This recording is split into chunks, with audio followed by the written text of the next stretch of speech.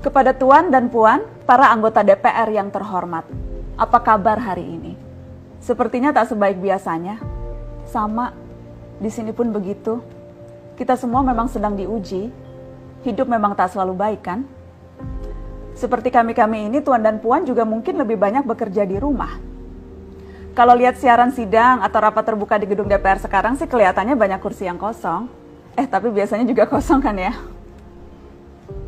Tuan dan Puan anggota DPR yang terhormat, saya perhatikan parlemen-parlemen negara lain fokus melawan corona. Tapi rasa-rasanya isu-isu yang keluar dari Senayan belakangan kok kebanyakan tidak terkait corona ya? Kami malah membaca DPR bersemangat membahas isu-isu lain. Contohnya, rancangan undang-undang cipta kerja yang banyak ditolak karena dinilai mementingkan kepentingan investor di atas kebutuhan pekerja. Presiden Jokowi pekan lalu sempat menyatakan pemerintah dan DPR menunda pembahasan salah satu klaster di rancangan undang-undang itu, klaster ketenagakerjaan. Ini untuk memberi kesempatan mendalami substansi dan mendapat masukan dari banyak pihak. Berpegang pada alasan itu, maka sudah seharusnya klaster lain dalam RUU Cipta Kerja pun perlu ditinjau ulang. Karena yang lain juga bukan tanpa masalah, terutama dari perspektif lingkungan dan keadilan gender. Tidak cukup hanya menunda pembahasan satu klaster saja.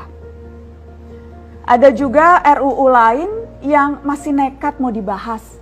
Ada RUU KUHP yang tahun lalu diserbu unjuk rasa. Lalu RUU pemasyarakatan. Ada koruptor yang sudah ngebet pengen bebas kah? Apa kabar Pak Yasona? Terus terang saja, membahas undang-undang yang menyangkut hajat hidup orang banyak di masa seperti sekarang ini terlalu mengundang curiga. Gara-gara pandemi yang pada jatuh cinta saja berani menunda nikah loh. Ini kok DPR buru-buru banget kayak lagi kejar setoran? Tidak ada undang-undang yang tidak penting, semua penting. Justru karena undang-undang itu penting, aneh jika pembahasannya diseriusi di waktu seperti sekarang.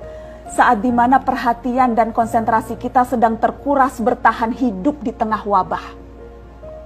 Produk hukumnya pun berpotensi cacat bila tidak memenuhi ketentuan, dan rasanya belum ada aturan pembahasan RUU secara virtual. Jika ngotot menuntaskan Omnibus Law, atau RUU KUHP, atau RUU pemasyarakatan, jangan salahkan jika ada yang menilai DPR tidak menjadikan perang melawan corona sebagai prioritas. Saya percaya setiap tindakan dan keputusan di masa krisis mencerminkan skala prioritas. Atau memang inikah prioritas wakil-wakil rakyat kami saat ini? Bikin ribut juga jelas tak seharusnya jadi prioritas. Satgas COVID-19 DPR kemarin dikabarkan mengimpor jamu ilegal dari Tiongkok secara besar-besaran untuk pasien positif virus corona. Satgas kemudian membantah itu, katanya ini diproduksi di Jakarta dan merupakan sumbangan Wakil Ketua DPR RI Sufmi Dasko yang akan dibagikan gratis ke berbagai rumah sakit. Kemudian dikabarkan juga jamunya mengandung bahan berbahaya dan belum terbukti klinis. Satgas lagi-lagi membantah, katanya sedang proses mendapatkan izin edar di Badan Pengawasan Obat dan Makanan. Sedang itu berarti belum kan ya?